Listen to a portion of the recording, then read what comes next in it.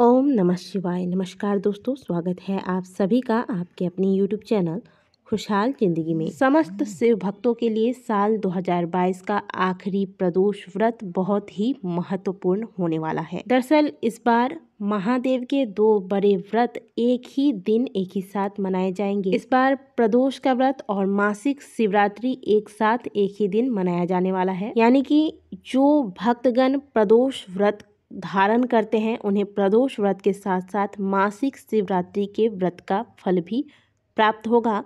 वहीं जो लोग मासिक शिवरात्रि का व्रत रखते हैं उन्हें प्रदोष व्रत का फल प्राप्त होगा। प्रदोष व्रत में महादेव की पूजा अर्चना प्रदोष काल में यानी कि शाम के वक्त की जाती है।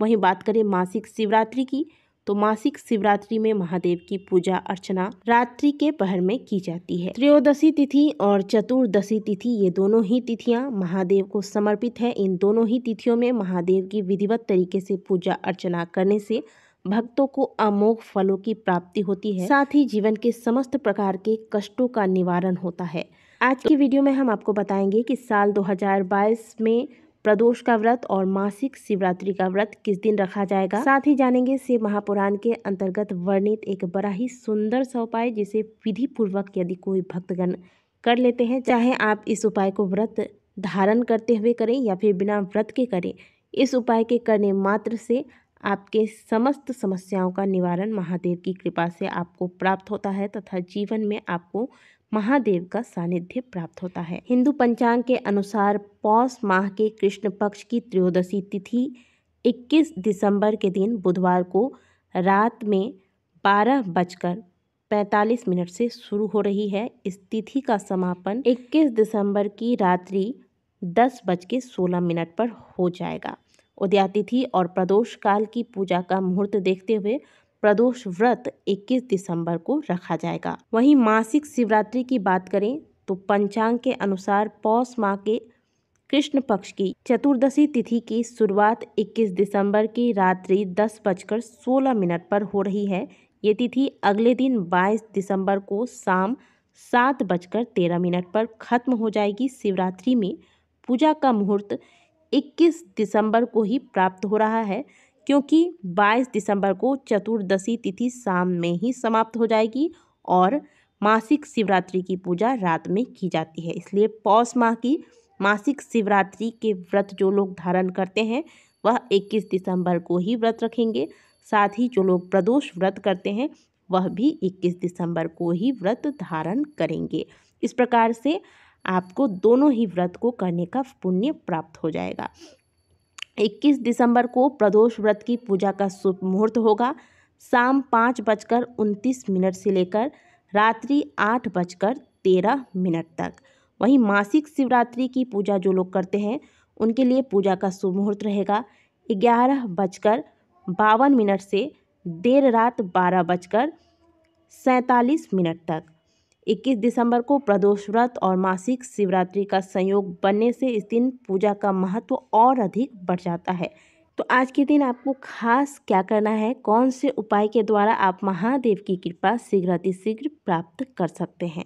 सबसे पहले आपको बता दें कि जो उपाय हम आपको बताने वाले हैं इसे जो लोग व्रत धारण करते हैं वो तो कर ही सकते हैं और जो लोग व्रत नहीं करते वे भी इस उपाय को कर सकते हैं। बस आपको ध्यान इस बात का देना है कि आज के दिन आप शुद्ध सात्विक भोजन लेंगे और प्याज लहसुन मांस मदिरा इत्यादि का त्याग करेंगे। 21 दिसंबर के दिन आप प्रातःकाल सूर्योदय से पहले जाग जाएं।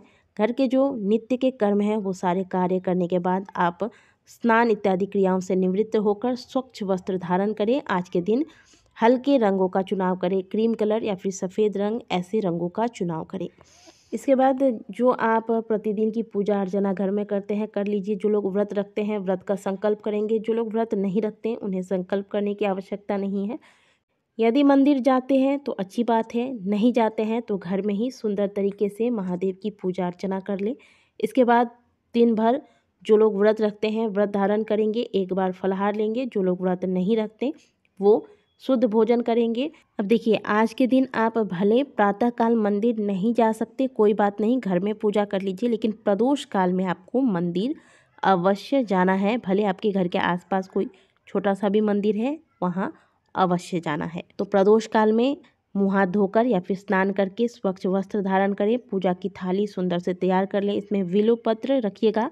बिल्वपत्र के अलावा महादेव की पूजा में जो भी सामग्रियां आप लेते हैं, फल लेंगे, भांग, धतूरा, मदार के पुष्प, शमी के पुष्प, शमी के पत्ते इत्यादि जो आपसे बन सके, पंचामृत इत्यादि सब कुछ तैयार कर लीजिएगा। हाँ, ध्यान रखिएगा कि आप जो जल लेकर महादेव को अर्पित करने जा रहे हैं वह जल आप घर से भर के ले जाएं। घर से भरा हुआ जल जो आप लेकर जाते हैं महादेव के शिवलिंग पर अर्पित करते हैं, इससे पितृ तृप्त होते हैं और जीवन में आपको पितृ दोष नहीं लगता। मंदिर जाने के बाद सबसे पहले महादेव का अभिषेक करें। अगर आप कच्चा दूध ले गए हैं या फिर पंचामृत ले गए हैं तो उससे अभिषेक करें। इसके बाद शुद्ध जल से अभिषेक करें।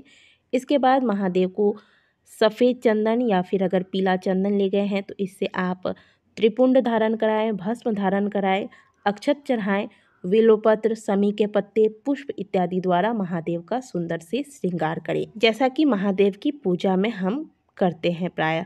तो क्योंकि यह मासिक शिवरात्रि और प्रदोष दोनों ही दिन एक साथ पड़ रहा है तो कोशिश करें कि ये सारी सामग्रियां जो आपको बताई जा रही हैं आप इसे जुटा लें और फिर इस प्रकार से महादेव का सुंदर से श्रृंगार करें। अब आज के दिन खास क्या करना है, क्योंकि दोनों ही पूजा का फल हमें प्राप्त होने वाला है, तो खास में आपको एक सुंदर सा दीपक तैयार करके घर से लेकर जाना है। यह दीपक थोड़ा बड़ा साइज का हो, इस बात का ध्यान रखिएगा। महादेव के पूजा में दिए का विशेष महत्व होता है, खास करके जब वह पूजा प्रदोष या फिर शिवरात्रि की हो। और दिए का महत्व क्यों इतना ज़्यादा है, कई बार हम आपको वीडियो में बता चुके हैं। कुबेर की कहानी आपने सुनी होगी। गुणनिधि नामक चोर ने महादेव के मंदिर में रात भर उजाला किया था, जिससे भगवान भोलेनाथ प्रसन्न हुए थे और उन्हें प्रसन्न होकर अगले जन्म में कुबेर होने का आशीर्वाद देते हैं। तो जो भी पूजा आप महादेव की करते हैं शाम के वक्त या रात्रि के वक्त, इसमें एक दीपक की व्यवस्था अवश्य रखें। इससे सभी प्रकार के संकट, भय तथा दारिद्रता का नाश होता है। तो हम बात कर रहे थे, घर से आपको सुंदर सा दीपक लेकर जाना है। यह दिया थोड़ा बड़ा होना चाहिए और इसमें एक लंबी बाती लगा देंगे और इसमें आप घर से घी या फिर तेल अपने सामर्थ्य अनुसार भरकर ले जाए। हम आपको ऐसा कुछ भी नहीं कहेंगे जो आपसे संभव ना हो पाए। अगर आपसे घी बन पाता है आप घी भर के ले जाइए, तेल बन पाता है तो आप तेल ही भरकर ले जाइए। यह दीपक जो आप भरकर तेल भर के ले जाएंगे तो इतना बड़ा होना चाहिए जिसे आप प्रज्वलित करें तो यह कम से कम रात्रि 2 से 3 बजे तक जलता रहे, कम से कम 2 बजे तक तो जलता रहे। और ये कोई बहुत बड़ी बात नहीं है, क्योंकि हम नवरात्रि में बड़े दीपक लगाते हैं और वह बड़ी आसानी से 4 से 5 घंटे तक लगातार जलते रहता है। या फिर दीपावली में भी जो हम दीपक लगाते हैं वह भी बड़ी ही सुंदर तरीके से रात्रि 2 से 3 बजे तक आराम से जलता रहता है। तो इस प्रकार से आपको एक दीपक की व्यवस्था कर लेनी है। पूजा पाठ समाप्त हो जाने के बाद, जैसे कि हमने आपको बताया कि पहले अभिषेक करें, फिर महादेव का श्रृंगार करें, नैवेद्य चढ़ाएं। अब कुछ सुगंधित धूप वहां जला दें। इसके बाद इस दीपक को प्रज्वलित करें। दिया को कभी भी डायरेक्ट जमीन पर नहीं रखना चाहिए, इसलिए आप बन सके तो थोड़ा छोटा सा एक रंगोली बना लें वहाँ पर जहाँ इस दिया को जला रहे हैं, या फिर थोड़े से पुष्प की पंखुड़ियाँ या फिर थोड़े से अक्षत के दाने डाल दें।